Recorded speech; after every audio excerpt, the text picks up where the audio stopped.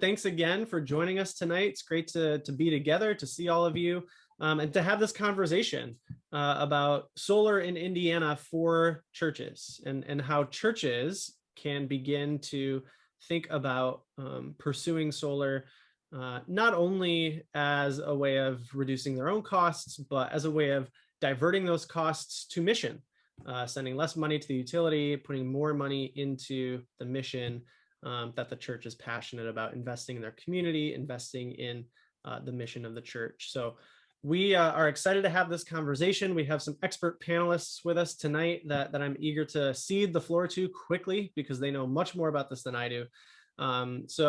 Just really briefly, my name is Kyle Myers-Skop. I'm the Vice President of the Evangelical Environmental Network.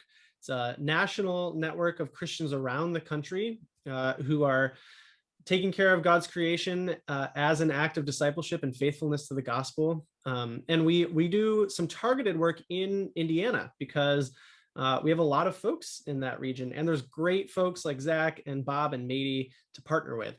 So we're honored and grateful to be able to do that.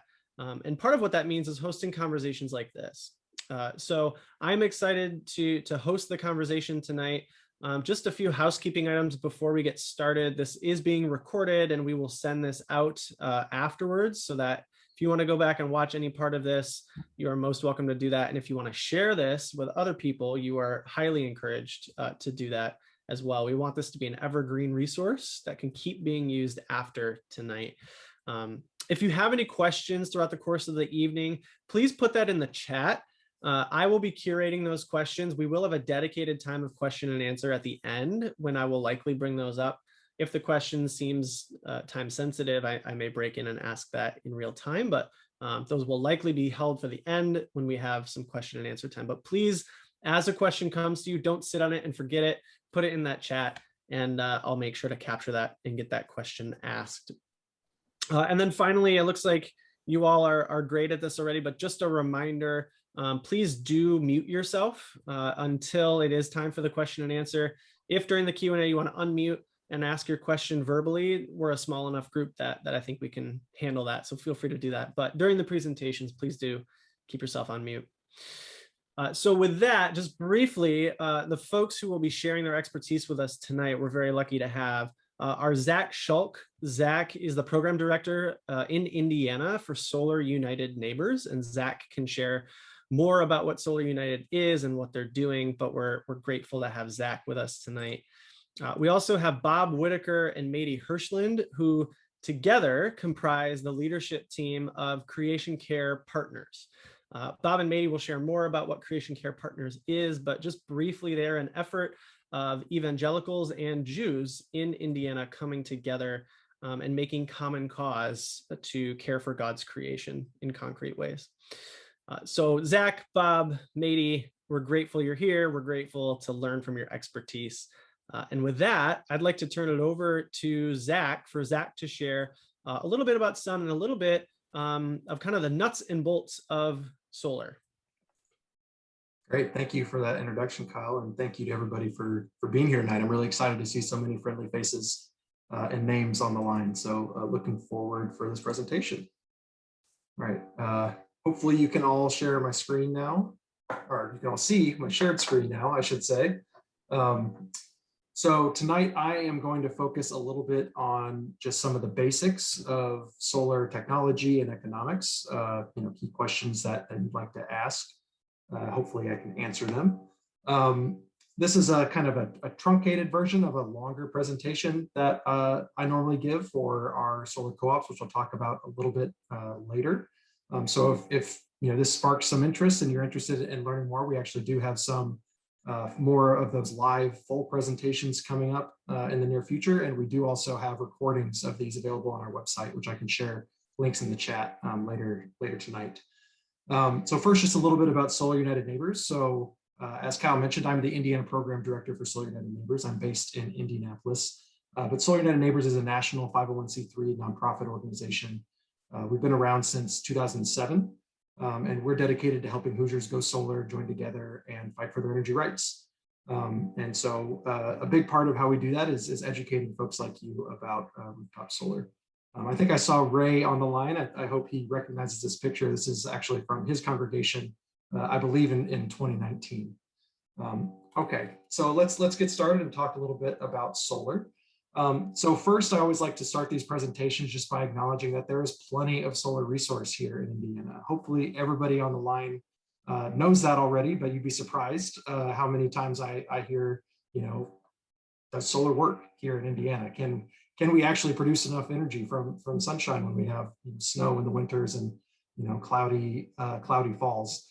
And the answer is a resounding yes. So this map that we're looking at actually comes from the National Renewable Energy Laboratory.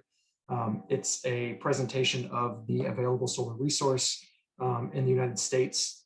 And what's nice about this map is it actually provides an example of the inset off the East Coast, which is Germany. As you may know, Germany has some of the highest penetrations of solar in their energy system. And they have far less available solar resource because they're farther north than we are here in Indiana. So if they can do it in Germany, we can definitely do it here in Indiana. Might as well harvest some of the sunshine to pay for your electric bills. So let's talk a little bit about the solar technology and how it really works. So I'm going to be just talking about solar photovoltaic or PV solar. That's the type of solar energy system that converts solar energy into electricity. There are other types of solar thermal, solar hot water, other ways to capture the energy from the sun and produce different forms of energy, but we're just going to be focusing on PV solar tonight. So there are a few, important aspects of terminology that you might hear when you're looking into solar. So the first is the difference between kilowatt and kilowatt hours. So a kilowatt is 1,000 watts. A watt is a measure of power. It's what your system is going to be designed in. It's an instantaneous measure of power. And a kilowatt hour, again, a kilowatt is 1,000 watts, but a kilowatt hour is a measure of energy. So it's a measure of power over time. You pay for kilowatt hours each month on your electric bill, and your system will produce kilowatt hours for you. And so the way you will calculate a system size is by multiplying the number of panels in your array. So in this example, we have 12 panels. And then you would multiply the number of panels by the wattage rating of each panel. So in this case, if we have 12 300 watt panels, 12 times 300 equals 3.6 kilowatts. So that would be the size of this solar system. And just to give you a sense of scale, solar panels tend to be about between 5 and 6 feet tall and about 3 feet wide, somewhere between 30 and 40 pounds. And if you are mounting them on a roof or something like that, the weight is distributed fairly evenly across the racking infrastructure. So you don't need to worry too much about the weight. So I have a lot of these slides come from presentations I normally give for homeowners. So we typically see 2 to 12 kilowatt system as the size range for the normal kind of home solar installation. But for congregations, we typically see larger than that. And it really depends on a couple of factors that I'll talk about a little later in the presentation.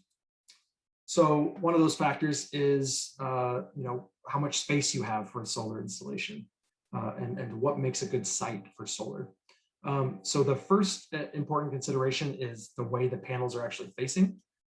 So the technology is really efficient enough today that you can go east to west. In fact, I'm fingers crossed, I'm going to be getting a solar installation at my home this year, and I have an east-west facing roof.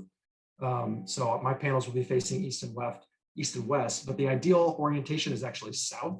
The only way you really don't want your panels facing is north, and that's just because they're not going to capture enough sunlight over the course of the year to be producing the electricity that you need to really make a solid return on your investment.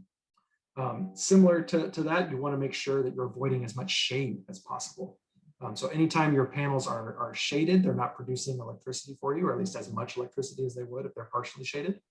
So you want to try to make sure that your panels are avoiding as much shade as possible, but especially during kind of the peak production hours of the day. So that's usually between 9 and 10 in the morning to 2 to 3 in the afternoon, depending on the time of year. A little bit of shading on certain parts of your system at certain parts of the year or certain parts of the day can be okay, but trying to avoid as much shade as possible will help you maximize the electricity you're producing with your panels. Next, you need to have enough space. So whether you're going to mount it on your roof or on the ground, like we saw on the first slide of this presentation, you need to have enough space to actually physically fit all the panels that you want to have there. And so our kind of rule of thumb is that for the very smallest solar installation that most installers will actually do, which is around that 2 kilowatt size, you need at least 200 square feet of space to physically fit the panels. And you can kind of scale that up depending on the system size that you might be interested in. And then finally, if you are going to mount it on your roof, you need to make sure that your roof is in good condition. It's really expensive to put the panels up, take them down, repair the roof, and then put the panels back up. So if you're going to need to replace your roof, whatever type of roof you have, within the next 10 years or so, then you definitely want to do that either first or at the same time as your solar panels are being installed. But for a lot of congregations, if you have space, especially, it might actually make more sense for you to install solar somewhere else on your grounds and not on your roof, especially if you have a very steep roof or some other kind of inaccessible or low space roof. So let's talk about the different components of the system. So again, this diagram is designed for a house, but really no matter what kind of solar installation you get, all of the components will be there. They just might look a little bit different for your specific installation. So first we have the solar array. That's the panels strung together, whether they're on your roof, somewhere else on your property. All the panels together, that's the solar array. And the panels are designed to absorb energy from the sun and then convert that energy into direct current or DC electricity. That direct current electricity then goes to the solar inverter, number 2 here on the diagram, and that's the part of the system that takes the direct current electricity and turns it into alternating current or AC electricity, which is what we actually use in our appliances. That AC electricity will then go to your electrical panel or panels if you have multiple panels in your congregation. And that's where all your loads come together. And basically when you turn on the lights or have another kind of need for electricity, if you're producing electricity, those electrons will go to that to serve your need on site first. But if you are producing additional electricity, then you're actually using, whether it's just a time when all the lights are off or there's nothing going on, but the sun is out and shining, you might be sending electricity out through your utility meter and out to the grid, where it'll actually just go to the closest customers to you. So whether you have homes or other businesses around where your congregation is located, that's where the electrons will actually get spent up. So even if you aren't using that clean electricity that you're generating, somebody in your community will. The alternative to that is if you install batteries. So for a lot of folks who are interested in solar, you might be interested in resilience in addition to clean energy. And so you might be interested in making sure you have power when the lights actually go out, when the power lines are down. And so for most installations, unless you have some kind of special equipment or like a backup generator, when your power goes out, your solar panels will actually turn off, or I should say the solar system will turn off. It actually happens at the inverter. And that really is a safety mechanism that's designed to make sure that line workers who might be out there trying to fix whatever problem caused the electricity grid to go down don't get hurt by you sending electricity out onto the grid because your panels are producing more than you're using. So if you really want to make sure that you have electricity when the power goes out, you want to ask about batteries. But the unfortunate reality is that batteries are still really expensive. So batteries are really good if you have frequent utility outages, if you have critical loads, so well pumps or other things that might be harmed materially by losing power, or if you're really focused on emergency disaster preparedness, especially for congregations, if you want to make sure that your congregation is a resilience hub in a community that might be hit by any kind of natural disaster. You want to make sure that you can bring community members into your congregation. Batteries could be worth looking into, but as I mentioned, they are still fairly expensive, and it's still fairly complicated to cover a large load. So for 99% of the installations that we work with, folks are still connected to the grid, and most of those folks are doing that without batteries and really using the electric grid kind of as their battery so they can benefit from any electricity that they send back out to the grid. That being said, if you are interested in batteries, I definitely encourage you to talk to a solar installer about making sure that your installation might be well situated for batteries in the future, or explore the options that might be available to you today. And so I did just want to point out that we do have a resource at solarunitedneighbors.org/storage to kind of walk through questions you might want to ask about battery storage. Resources on that page include a downloadable guide and also a full 1-hour webinar recording just focusing on connecting battery storage with solar. So if you do send electricity out to the grid, you are going to be creating a solar offset on your electric bill, and that's where net metering comes in. So net metering is really the mechanism that allows you to send that power to and from the grid and get a fair credit on your electric bill, valued at the same rate that you pay for electricity from your utility. And so it allows you to produce more electricity during the day or over the course of the year, and then build up credits on your bill that you can spend down in other parts of the year when you might not be producing as much electricity. So as you might know, here in Indiana, this is a little bit complicated by a law that was actually passed in 2017 called SEA 309 that basically ends net metering for customers in all investor-owned utility territories no later than July 1, 2022. And systems installed after 2022 will not receive net metering. So instead of receiving net metering, the credits you earn for electricity you send back to the grid will actually be valued at a lower rate, typically around 1/3 of the retail rate, plus 25%. Some utilities are actually ending net metering sooner than 2022.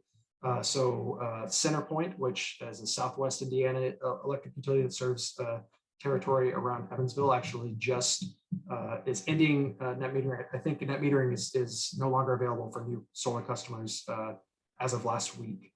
And the new rate that they have instituted is much lower. So that is coming up quickly.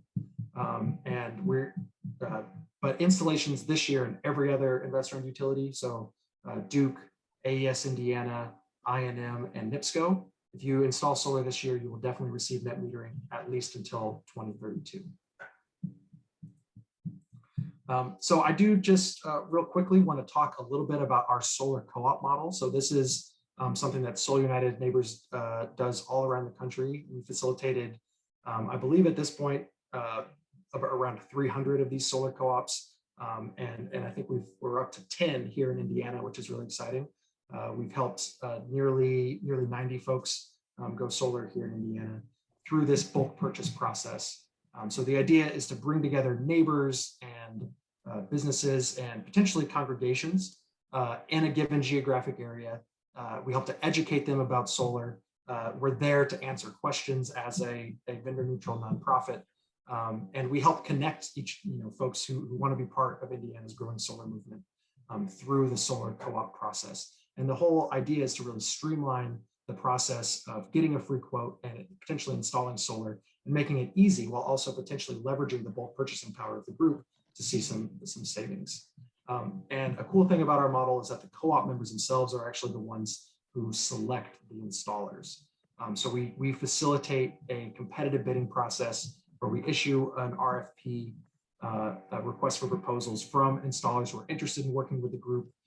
We process those so you can compare them side by side, and we facilitate what we call a selection committee, where members of the group actually sit down, review the different offerings, and then select a single installer to work with everybody in the group. And that's where we can see a bulk purchase discount, and where co-op members would then each individually get a free custom quote for solar at the group rate. So this just kind of walks through in a little bit more detail the timeline of the process. I don't want to spend too much time on this slide because I think I'm taking a little bit more time than I was supposed to already. But the key point is that I'll talk here in a little bit where we have co-ops open in many parts of the state, and we help co-op members through every stage of the process. We stay in touch with the installer, we stay in touch with the co-op members. We're here to answer questions and to help you out. And then because we are trying to build a solar movement here around Indiana, after hopefully everybody installs solar through the group. I should note that the group is completely free and there's no obligation to go solar. But hopefully as many people as possible install solar, we do want to have a party at the end of things to bring people together. And hopefully soon enough, we can have those parties in person again. So here's just a little bit about the solar co-op impact. So as I mentioned, we've helped more than 85 Indiana homes install solar through our co-ops and are estimating lifetime energy savings of more than $3 million from those systems. So we're really excited about continuing to grow that number around Indiana. Here's where our solar co-ops are either planned or currently open. So right now we have co-ops open in Indianapolis, Boone County, Hamilton County, and Fort Wayne. And we are planning on launching another co-op in Northwest Indiana, hopefully this summer, sometime later this year. So all of those areas are where we're trying to help people go solar this year. And then I also wanted to highlight Solarize Indiana, which is another partner organization who we work with on several of those co-ops. And they also help very similar bulk purchase programs in other parts of the state. So in Bloomington, Columbus, East Central Indiana, around the Muncie area, Evansville and Greater Lafayette, they have open programs. And so it's a very similar process where they can help you kind of answer questions and leverage a bulk purchasing program to get a good discount. And I think that's all that I had. So thank you. I will stop my screen share. And I'm happy to pass it either back to Kyle or over to Mady. I can't remember how we're supposed to do it. Yeah, no problem. Thanks so much, Zach. Appreciate that. Saw some questions come in through the chat, so I got those noted, and we'll be sure to cover those. Some people have been answering in real time, which is great. If you have knowledge and answers to questions that pop up in the chat, please do add your expertise. I'll make sure to circle back and ask the speakers too if they want to add anything, but that's terrific. Mady and Bob, eager to hear from you some of what you have to share about why churches in particular should consider going solar and what opportunities might be out there for churches to do so. Okay, I've been commissioned to kick it off. My name is Bob Whittaker. I'm the senior pastor in Bloomington at a church called Evangelical Community Church. And I'm an evangelical pastor who's come to this lately. It's been a long time before I came around to this and began to see the importance of it. And there's really two things that have brought me around in this regard. One is my kids. My kids, in the 30-year-old range, they think differently than I do, and they've been very powerfully persuasive for me. That's the one thing. But the other thing that has moved me along in this process is my involvement with interfaith dialogue in the city of Bloomington. If you were to be a bug on the wall, you would notice that at an interfaith event in Bloomington, I would be the only evangelical there. That's not uncommon. Evangelicals don't get out that much in terms of interfaith dialogue, but I was able to do that. And when I did, this issue came right to the forefront and became something for me to think about. So with the encouragement of my kids and interfaith dialogue, I began to think about it. What I'd like to do is to be very deliberate to address Kyle's question. Why should churches go solar? And so I'll make it as brief and succinct as possible. The first answer I would give to that is because it's a public statement. When a church goes solar, it is a public statement. It is a front door, especially if you're a church like ours that has a high profile in our community. Everybody knows it when you go solar, and it makes a statement. And I don't know about your connections with churches, but I guess you would not be surprised by the statement that evangelicals don't really have a very good reputation when it comes to things like solar justice and climate change issues and things like that. So for us, it was important to make that statement in our community, at our church. And so I think that's an important thing because it makes a public statement. It's also, in my opinion, and I speak experientially and aspirationally on both of these issues that I'll address, but it's also an opportunity to make a topic that could be a hot potato political topic something else. And why do I say that? Well, because it can be a hot political topic, as you know, especially among more conservative churches. But if you find common ground with people who might not originally be so inclined to this, and that common ground is something like the benefits of clean air and clean water, who's against that? Those kind of conversations I have found to be very productive, and it takes the political stinger out of it because we can all agree on some common ground principles concerning clear skies and beautiful air and water. And from that point of view, it's more palatable. So it's a public statement, in my opinion, and it's second because it's an internal statement to the community. So as a pastor, for me, it's become a theological issue. It's a theological issue because I see a creation mandate early in the Bible, in the book of Genesis. And I believe that creation mandate carries throughout the scripture and emerges on a variety of different occasions. One of the things I think of is Romans chapter 8. The whole creation is groaning in anticipation to be liberated from the bondage to decay. And also think of the book of Revelation, where we have the city of God coming down. And there's basically a renewal of the Garden of Eden in a lot of ways in this apocalyptic vision. And to me, that's very encouraging and theologically profound. So I have shifted in terms of my understanding of this being just an issue that is political and is scientific to being a theological issue. And that was a seismic shift for me.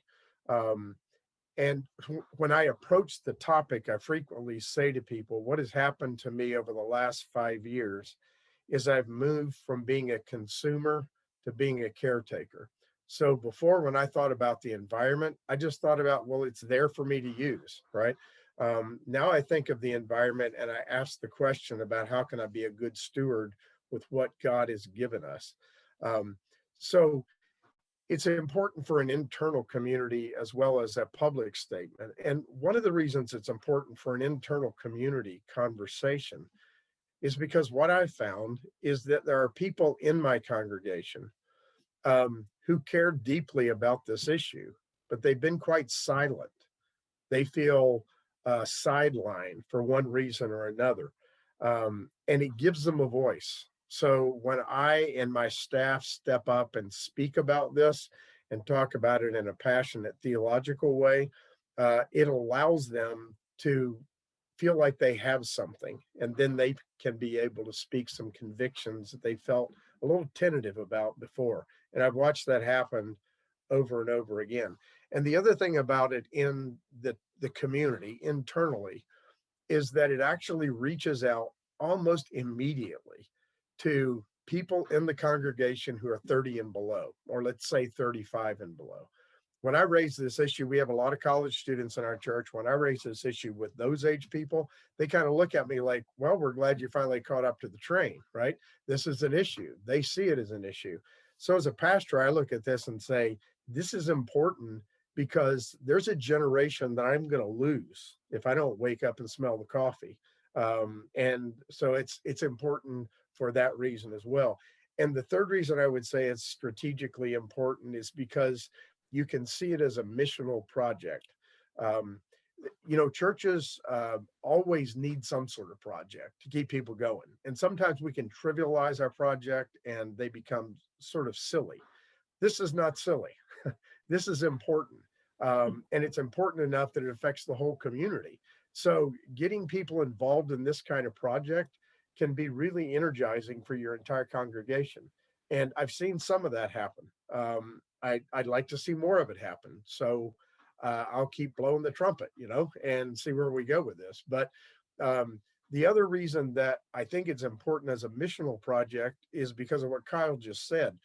When you see this as the opportunity to save money on something that nobody wants to spend money on, which is energy, then you can invest that money in things that are important for your mission, for whatever your outreach is to the community, or even in a broader missional way for missions around the world, which we're really committed to ourselves.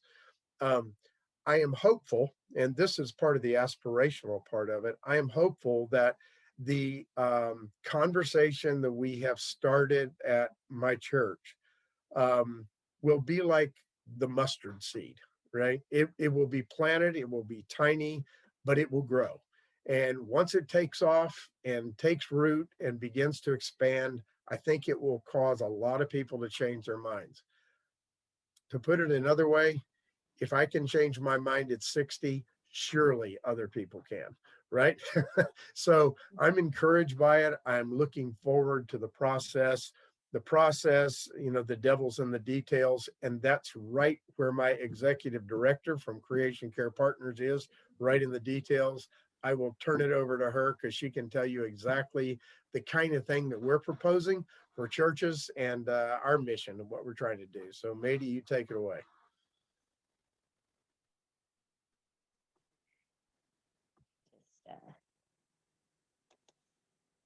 Hi, so I'm so pleased to be here. Thank you everyone for taking some time out of your evening. It's really wonderful to be able to chat with you about that and to know there's interest out there. So as Bob talked about, Creation Care Partners aims to help evangelical churches in Indiana care for creation. We're also working with synagogues, but tonight I'll be talking about the churches. For churches only, in evangelical churches only. As Bob sort of suggested, working on energy conservation and getting solar panels on your church's roof is a way to walk the talk while freeing up funds for mission. And when I say walk the talk, what I mean is that you don't have to start with the talk, which can be very divisive and feel partisan, even if it isn't. And we know this is just a reality. So it gets away from that immediately and lets you come in a different, with a different angle. What we are doing is to make creation care very easy for congregations. And we set up a covenant with evangelical churches. And the covenant is tied to solar panels. The church commits itself to cutting its energy use by 25% in a house of worship, to helping a third of its households also reduce by 25%, to contribute $7,500 to the panels, and to promote and host 2 workshops, not to organize them, not to present, not to facilitate, but just to promote and host. I should add immediately that when we talk about 25%, we talk about from the baseline. So from wherever a church began, be it many years ago or a few years ago or just starting, but from 25% from that baseline, and the same with households. So whatever they've already done counts. So we're not trying to do the impossible. We're trying to do something very feasible. For our part, as far as the in the house of worship, we provide all the support the church needs. So we provide a high quality thermal imaging energy audit by the man who wrote the book, who's on our board, Monroe Fritz, who's in the picture down here. And we provide support to develop a plan about how you can cut your energy by that much, provide a workshop to build support among your facilities managers and those of other churches. We facilitate the 2 workshops, and we provide, of course, the solar grant, which ranges from about $18,000 to $22,000 on average, but can be somewhat more, can be somewhat less. Some of those funds can be used for energy conservation rather than for solar panels. So that's what we do for the houses of worship commitment. To help the, and I should show you, one of the things that we can do is provide you really clear modeling on what you'll save over 10 years based on what you invest and based on the size of the grant and what your congregation donates. So we can really help you every step of the way. I've been working in solar for almost 10 years now with congregations. So I've helped about 24 congregations get solar panels. The other part of the covenant has to do with the households cutting their energy use, and we make it very simple. So we have we're developing a small group curriculum we're very excited to get started with to help you develop a creation care team. It will have both a theological component and help the team understand the nuts and bolts of energy conservation so they can lead in your congregation and it's not just on the pastor's shoulders. We provide a monthly energy program, and you can see this is just a kind of an image of it. Each month there's a different action that households take. We've just completed a set of information sheets that are information packed on the most impactful actions that a congregation can take or a household can take. And we have a survey that makes it really simple. People don't have to collect their energy bills. They just use the survey, which gives you a proxy for how much energy you were using based on what you do compared to an average household. It takes about 3 to 5 minutes, and it's very simple. And then we also have a youth training curriculum we're just working on and we'll be testing, but very excited about. These are some images of youth working on weatherization. I can't tell you how empowering and exciting it is for the young people, and they can do things that their elders can't, like get on their backs in a crawl space and put insulation around pipes and things like that. And it's very exciting for the older folk who have these youth coming in to their home to help them and to help them cut their energy bills. So I want to show you just one. I'm sorry, I don't have this in. I should have this in the mode of showing. Let me see if I can do it. Or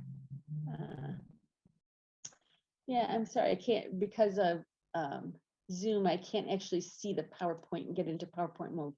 So that's what it is. But these are samples of the information sheets that all the members of the congregation who sign up for this will get every month, and it gives you everything you need from little videos to the most basic information and to why this thing is important. And it will help them each month. We'll also have a set of workshops for maybe 20, 30 minutes. It can be before or after services to help people who need it walk through what they need to do and how you do it and answer questions. It can be very empowering for people who are taking steps to help each other and to talk to each other about it. So what we're trying to do, and what I've always seen work amazingly well with creation care work, is to bring together a community and have people feel really good that they're doing something bigger than themselves and that they at the same time are doing something that's really helpful to their own household. So one question you may come to mind right away is this realistic? 25% sounds like a lot. And in fact, I can tell you, and Ray Wilson, who's on this call, can tell you that it's very, very feasible, and that there have been over a dozen congregations that I know of, and many more, I'm certain, that have cut by well over 25%, including my own congregation.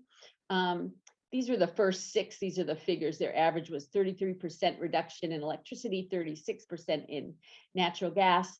The homes were at that point required to cut by 14%. They almost doubled that.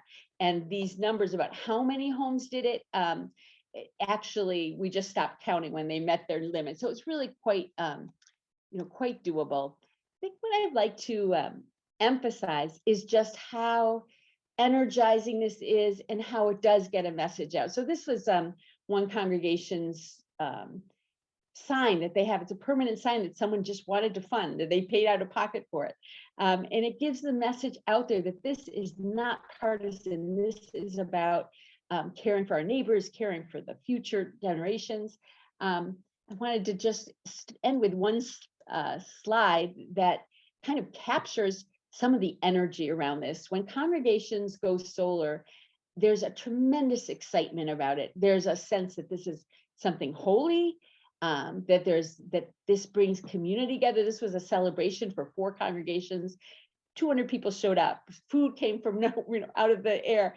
There was homemade entertainment and also world-class folk singers and everybody together. This was in a synagogue with lots of Muslims from the community. It just brings out the best in us in this sense. This is Ray's congregation, thrilled by receiving some kind of honor for what they've done.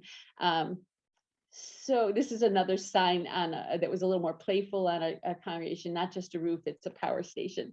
So I think with that, I think I've kind of covered the basics. I should say that we are very happy to give you a lot more information and to talk to your leadership team to your pastor, to your facility manager, to your finance committee, your treasurers. We're happy, and we have a lot of experience doing this with congregations and with churches, and are really happy to talk to you about that. So we can set up a Zoom information session at any time. And yeah, so I'll leave it at that. Thank you so much. Thank you, Mady. And Bob, thanks for all that you shared. And I just want to reiterate, because I want to make sure everyone understands this. Mady, through your grant program for evangelical churches, you're essentially offering free money for evangelical churches to obtain solar panels. Is that right? With That's some right. commitments from the That's churches? right. We have some requirements on us from our donor about who we can give the grants to, but we'd like to help any congregation, any evangelical church that wants to find a way to get solar panels. And we would love to help you if solar panels are beyond where the congregation is right now. Mhm. We are so happy to work with you on the energy conservation piece. If you want to commit to a covenant, forget the solar panels, but just deep energy conservation in your houses of worship and households, we are so ready to help you with that. Wonderful. And to measure it and all the tools you need. So if you're listening and you're a part of an evangelical church, or if you're not, but you know somebody who might be, I just want to make sure everybody hears that and hears that invitation. That is an incredible resource and an incredible offering. If people are interested, can I invite Mady and Bob and Zach to all in the chat, just drop your email address as a way for people to take that next step. If anybody is interested and wants to get in touch, please put that in there so people have that. So several questions came through, which is great. I'm excited to have a conversation now about some of what was shared. I think I'm actually going to start with the last question that just came in. This might be for Zach. Mady might have some information about this too. If a church installs a small array this year and gets in under the cap, under the deadline for net metering with that small array, and then adds to it later, the example here is in 2024, do they still qualify for net metering because it's adding to an existing array, or do those panels not get grandfathered into the net metering?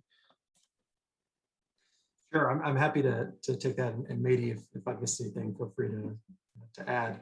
So first of all, I just want to be clear that net metering ending is only in the investor-owned utility territory. So if your congregation is served, or your home is served by an REMC or by a muni, they might offer net metering. Most of them don't. They offer kind of something similar to what will come when net metering ends. But it varies from utility to utility, and there are more than 100 utilities around Indiana. So I just want to place that caveat. The state law SEA 309 that is ending net metering only applies to Indiana's 5 investor-owned utilities. So CenterPoint, Vectren, AES Indiana, IPL, Duke, I&M, and NIPSCO. So if you're served by those utilities, that's where this applies. So it's a really interesting question, actually. So the agreement for net metering, for grandfathering in net metering, is actually based on your interconnection agreement that you sign when you install panels. And that is based on the capacity of your inverter, which is separate from the actual capacity of the panels. So in this situation, if you think maybe I would be interested in, or we only have the capacity to do a small installation this year, but maybe could do more in the future, one way to get around the end of net metering would be to purposefully install a larger inverter. So you were basically reserving a larger amount of capacity that then you can add panels to later without having to update your agreement with the utility. So that's kind of one way to get around that.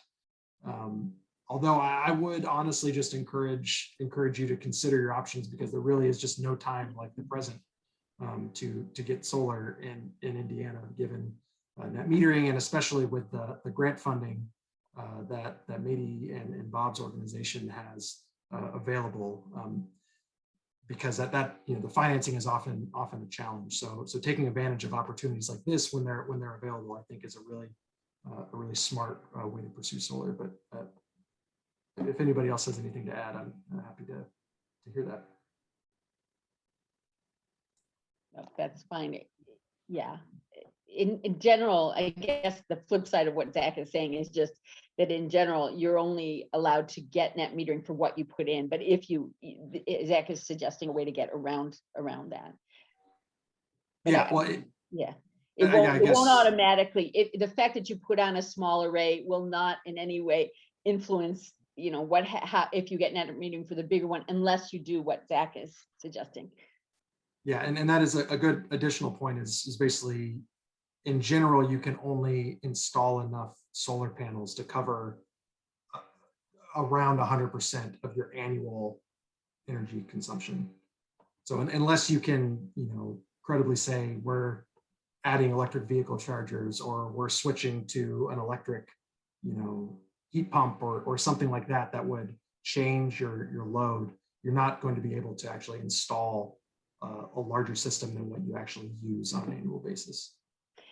I should add to that in terms of net metering itself, most churches, most congregations aren't able to meet it would take way more funding than we would possibly have to meet our energy needs in the congregation. So that in a way, the solar is kind of, especially with a grant, it's a carrot, it's an incentive to cut your energy use by a lot. And it's very exciting to the congregation, and it's very important to the community for all the reasons that Bob mentioned, to get them up there.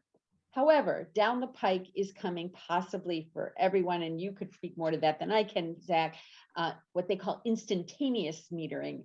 And that could, meaning that when the cloud goes over, you might need to buy, and when the cloud goes away, you might need to sell your energy. And that could have an impact even if you're only generating a small part of your energy use. But I haven't modeled that yet, and I don't know if others have either. Net metering will affect churches much, much less than it will affect households that are trying to cover their complete energy use. Churches aren't doing that. Yeah, that's a really good point, Mady. Yeah, that's helpful, Mady. Thank you. Great. A question for Zach. Could I jump in? Excuse me, this is Ray. Please. Yeah. I might see that from a slightly different angle.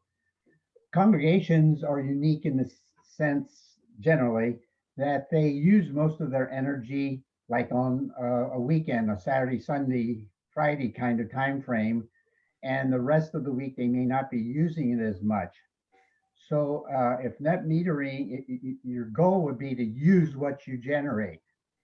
So I just recently ran across this issue, and I've checked with 2 congregations at this point, and both congregations ship at least 50% of their solar generation to the utility, which is more than you would in your normal home.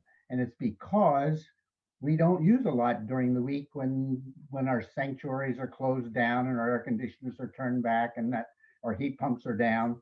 So it's a tricky business. This is serious business that needs to be thought through. So I just wanted to add that to the It's thought. a great point. Great point. And Yeah. Go ahead, Mady. Well, it just depends on, if you're talking about a huge church, or, where there's activities every day, all the time, or Right. if you're talking about a small church, which will cover more of its energy use with its panels. So go ahead, Zach. Yeah, so I was just going to add 2 quick points. So to build on what Mady was saying, every solar installation and every potential solar or congregation or household has different usage patterns, and so you're going to have there's not like a one-size-fits-all rule. But I guess the other thing to Ray's point, it could make batteries a more attractive potential offering, especially with the newer batteries that don't simply kick in when power goes out, but you can actually program to use the energy that is stored in the battery, so you don't have to buy electricity from the grid at certain times. So that's, again, batteries are still pretty expensive, but they are becoming more available, and the management of the systems is becoming something where it's not like somebody's sitting there at the switch and like, oh, I want to use battery storage now, or I want to buy from the grid. It's all automatically programmed and integrated into your usage, into your electric patterns. And so, for instance, you can program when your water heater runs, so that it doesn't happen, or maybe it's only happening when your solar panels are producing and not when you would be purchasing electricity from the grid, or other things like that to kind of shape your load of energy usage more to your solar production. And then if you add batteries into the equation, you can use more of your solar that you're producing in other times, throughout the week, whether that's in the evenings or that kind of thing. So it gets very complicated quickly. So I don't want to go too far down the rabbit hole, but there's a lot of really interesting ways that you can leverage these resources, especially in the future as electric costs continue to go up and the price of both solar panels and batteries continue to go down. Even if net metering goes away, that they can still provide value to your home or your congregation, or wherever it might be installed. So bottom line is get solar panels now. That's right. That's right. Absolutely right. Thanks for putting a point on that. I wanted to make sure to ask a question that came in before our conversation tonight that some folks asked. We heard this from a few people. There are tax incentives out there to incentivize installing solar panels, but churches are mostly tax exempt entities. So this might be a question for Mady. Are there ways for churches to take advantage of some of those tax incentives? Or if not, are there other incentives that are available to congregations, to churches? Yeah, we're not very focused on that right now because we have these grants, but for congregations that aren't evangelical, this is of great interest. There are two examples in Indiana of this, what's called a flip partnership, or partnership flip LLC. And one of them, and everybody's looking at the same ones and trying to figure out. The first church that did it found that they basically broke even. It was a wash. The cost that it took to do it was about equal to the savings they got from it. However, there's a sense, and I think probably Hoosier Interfaith Power Line and Ray are pursuing this more, but if anyone's interested, we're going to set up a workshop with the second church that apparently, possibly did it for a lot less money. And the idea would be to develop sort of boilerplate legal, a legal LLC format, and to develop the format boilerplate accounting, or to find some other way to hook into the financial markets and all that kind of thing. So if anybody's working on this, it would be Hoosier Interfaith Power and Light. But if you're interested at all in looking at this, just let me know. I think I didn't put my name, but creationcarepartners@gmail.com, and we will hook you in to whatever we're learning about it. And I know Ray has been looking at what they do in California, and so the other piece that I find really interesting, that if anybody wants to contact me about, go for it, is that you can actually leverage the savings from energy conservation, especially in people's households, to make up for the lack of some large grant or a tax, the tax credit. And it's a very interesting way to think about it. And I'm happy, again, to talk to others about that if that's of interest. It would take a commitment to marshaling your congregation to cut energy use at home. But all congregations tend to have a long list of their capital needs. And solar is not on that list. And it's very hard to get it up to the top. So you need, and they have other fundraising needs. So our mission drives. So if you can find a different source of those funds for solar, then then you can do it. And one way to do it is just to say, we're going to help you conserve energy, and you throw, a tithe or a part of that back into the pot for solar panels. So it's another thing to think about. One more possibility. A revolving energy savings fund in a congregation where households agree to reduce their energy and commit that savings to this fund where churches can draw from it for things like solar. I like it, Mady. That's exciting. All right. Some more questions, and I know we have about 3 minutes left, so these might be the last ones. I'm going to bundle these together for Zach. Zach, if you can, off the top of your head, do you have a sense of the average cost savings for joining a co-op versus going it alone? How much do participants in a co-op save by going in and in leveraging that bulk purchasing power versus doing it themselves? And second question, can churches participate in co-ops? Actually, the second question first. Yes, churches can participate. We've had several who have joined co-ops here in Indiana, none who have actually ended up going solar with the co-op for various reasons, mostly figuring out the financing and also just the decision-making process. The co-op model is really designed for, a household or business owner that has a single decision maker, or, a small group of decision makers that are on kind of a timeline with each other. And obviously, as you all know, congregations don't always work exactly in that fashion. But that being said, yes, the co-op is absolutely open for congregations. And to kind of just piggyback on the last question a little bit, I mean, we do think that potentially the group model could, by expanding the kind of total capacity of installation, or the kilowatts or the megawatts that could actually be installed, could actually make the tax equity financing, the LLC model that Mady mentioned, make a little bit more economic sense by increasing the scale. So that's really, that model is typically used in like, affordable housing development. And we're talking about projects in the millions as opposed to projects in the tens of thousands. And so when you get the scale up, and potentially by bringing multiple congregations together, you could potentially see that kind of group benefit that makes the paperwork and kind of bureaucratic side of setting up an LLC much less of a portion of the overall cost, and make it more financially viable. In theory, we haven't done that yet, but it's something we're interested in exploring if there are congregations interested in trying to figure that out. To the first part of your question, it really, it varies because each individual, solar installation is going to have its own unique features. So even though it's based on a group rate, there are, the pitch of your roof, how much space you have, how much electricity are you, going to be able to produce based on panels on your roof. All of those kind of factors play into it. But what we have seen is typically savings around the 15 to 20% range is realistic to expect. But oftentimes it's not necessarily even the lowest possible cost. It's more about higher value. So extended warranties, improved equipment offerings, and then really this streamlined process is the key benefit of the co-op. Wonderful. Zach, it's like you practiced that. It's 8 o'clock on the dot. Well done. Everybody, I appreciate your time tonight.